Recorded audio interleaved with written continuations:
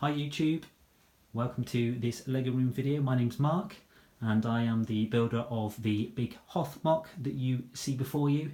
If you're a regular to my channel, you'll know that this has been my main project of the year 2019, and I try to bring regular updates, but I've definitely failed in doing that recently. I think it's been 6 or 7 weeks since I last published a video. A few non-Lego things have distracted me recently, but I have managed to make some really good progress in the last few weeks, and I've got a new area, the area over there in the corner, to show you in some detail, which I'm very excited to do so.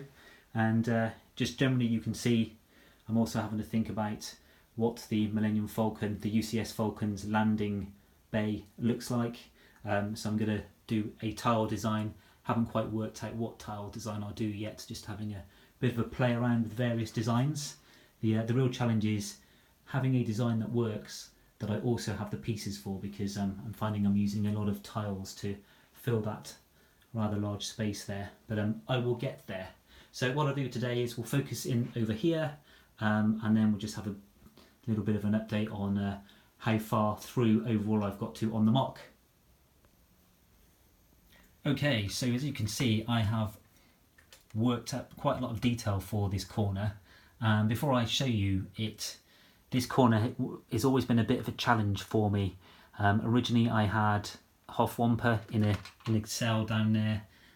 So in my story, the rebels had captured him and were going to release him when they exited the base, just to make sure he's okay.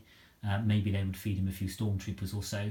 But as I went to finish it off, I thought I could probably do something a bit different and maybe a bit more in keeping with the rest of the base. So I have come up with this area here, which comprises of 3 main elements. We've got a Taun-Taun feeding station, we've got an armoury here, and I'll try and get you a few close-ups of that in a bit, and then we've got a my communications beacon, which, if you are familiar with the UCS X-Wing, then you will notice that those are the guns, the blasters, whatever they're called, from the X-Wing. So I thought it would be cool to use those because they look pretty neat to me. So I've coupled some together with a laser beam, and I'm feeding the power into the generator there, and that is the key component that powers the base. So we've got wiring and tubing going throughout the base, and that's where it's all generated from. So it comes down from space somehow and is harnessed through that device there, which turns it into power for the rebels to use. That's my story anyway. Here we've got a guy who is just monitoring the machinery there. Do you know what? As I'm filming this, I'm realising what an awkward corner this is to film.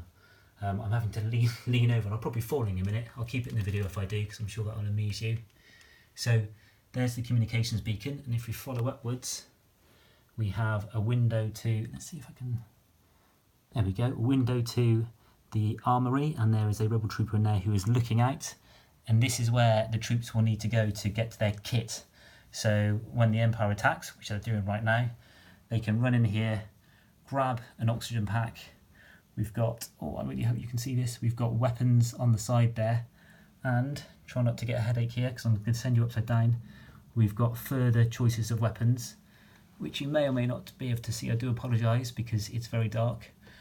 So these are the big blasters and the big weapons that the troops could pick.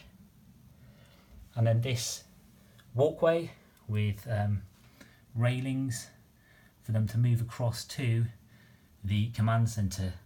Now the command centre is, it's been in place for quite a while, but I have made some tweaks to it recently, so I'm just going to pop over to the other side. Hang on one second.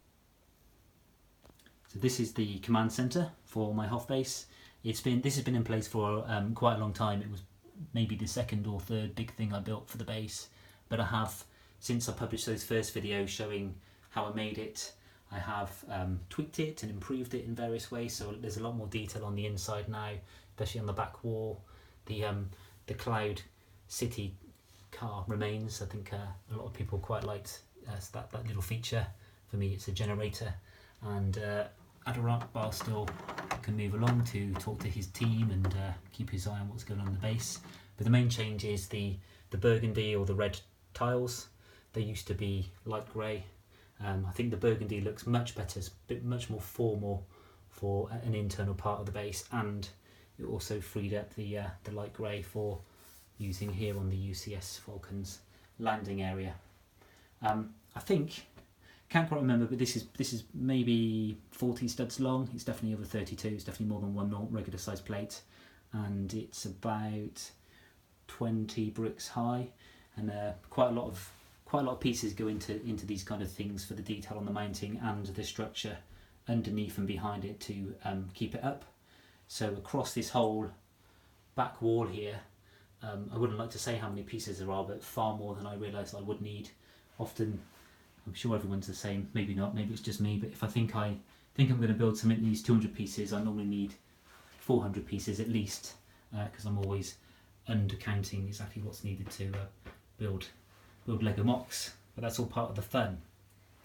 And then if I just pan out, give you a full view of the base. As I said earlier, it is a little bit messy at the moment. When I'm doing work on it, the whole room becomes a mess, and I try and tidy it up every so often. But I am closing in on the final section. So it's been coming up to a year that I've been working on this. Obviously I don't get to build all the time. There are other things going on that need to be looked into, especially latterly. But now that we're so close, I'm going to find the time to finish it off, and hopefully it won't be long before my final cinematic showcase video of the base in action is ready. And hopefully that will be one that you will enjoy. And let me say thank you if you are still with me.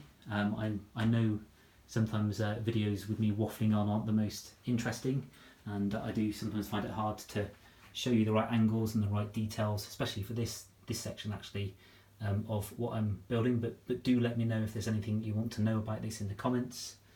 I'm still not sure what I'm doing about the COPA or the FTC changes, and may or may not be losing comments in January. I've not made my mind up just yet, so just in case that does happen, make your comments now if you want to interact with me. But actually, even after that, if I do opt to take the option, which means I will lose comments, which will be really sad, because that is why I'm here.